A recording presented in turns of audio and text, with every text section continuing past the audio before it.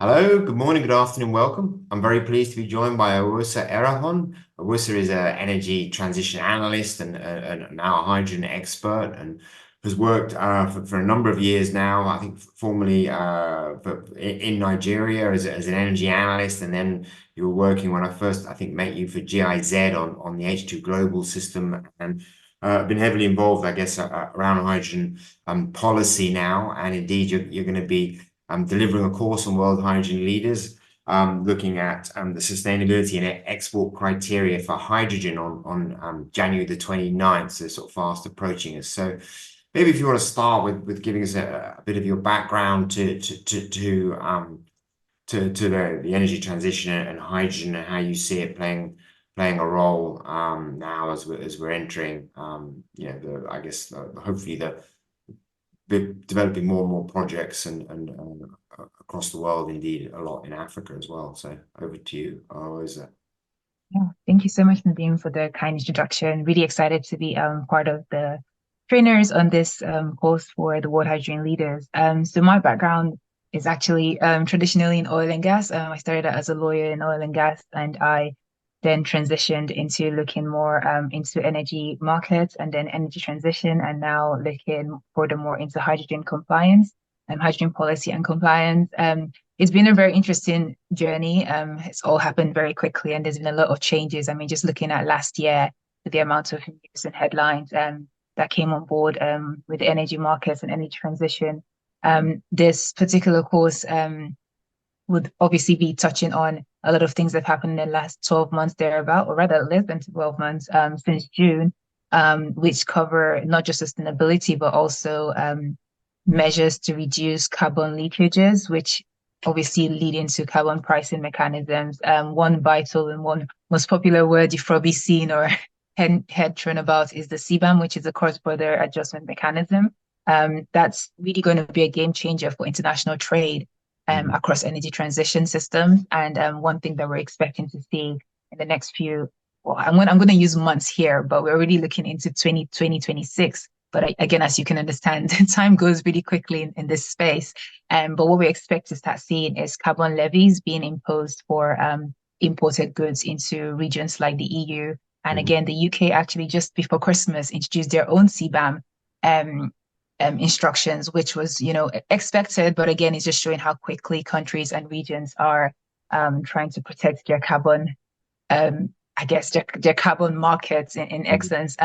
But what this then means for, countries like mine and continents like Africa and even South Asian countries is that these carbon levies are going to increase the cost requirements for their sustainability measures.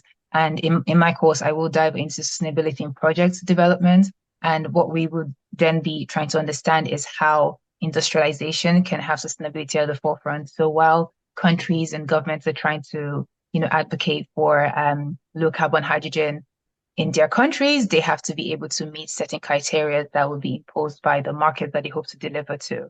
Yeah. It's a very interesting conversation ongoing, a lot of learning to do, a lot of considerations for international trade, fair trade agreements, where does priority trading come into play? Countries that are, didn't play a role in the climate change increasing of emissions rather, why are they now being imposed with these levies? So there is a lot of considerations at play, but again, it's energy transition is a business, and we just have to put the planet's profit and the people at the forefront of these conversations, and that's what I'm really excited to be communicating in the next few weeks.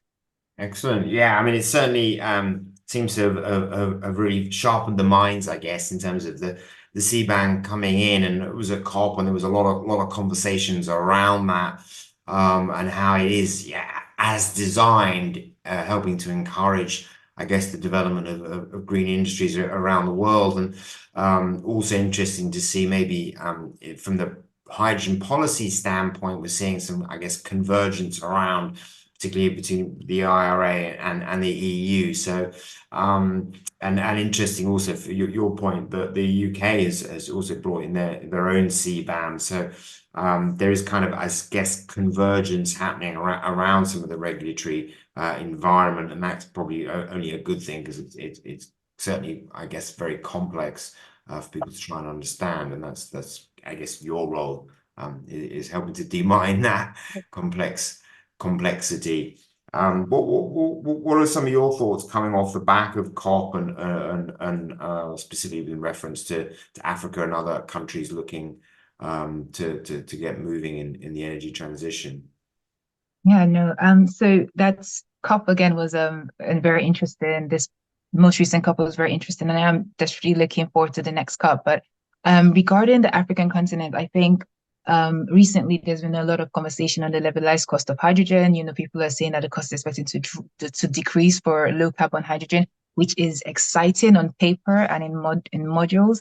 But you know, this morning I was speaking with a team, and what we're now seeing is on the modules, the prices and you know the solar radiation, the reducing cost of PV systems or renewable systems, which are a huge part of you know low carbon or green hydrogen, are great. But when we bring things down to the ground, we start seeing that a lot of the supply chain disruptions down the line will start affecting these conversations, and our numbers may have to change again quite slightly. The African continent, for example, heavily relies on imports for a majority of their energy transition, you know, supplements from the cables to the wires, transition systems, and so on.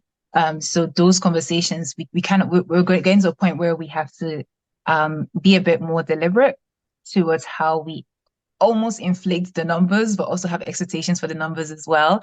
While it's exciting for the prospects that could come off the continent and, you know, other countries like India, for example, which have, you know, plunged forward into, you know, green steel or, you know, more low carbon exports, there is a more priority towards paying attention to supply chain disruptions, which I see from COP that is going to raise a significant issue in the next few months. And we just have to be more cautious about what that looks like. You know, we experienced supply chain disruptions at COVID, you know, with the particular shipping restrictions that happened following that. And then now with, you know, the instabilities happening in particular regions, we're seeing that affecting the shipping industry, which yields a lot of the supply chain that countries like Africa will be imposed to, and that's what affect their exports into, say, the EU, for example, too. So COP really gave me that realization that, you know, it's now less of the numbers and now how do we get from point A to point B sustainably and more efficiently as well.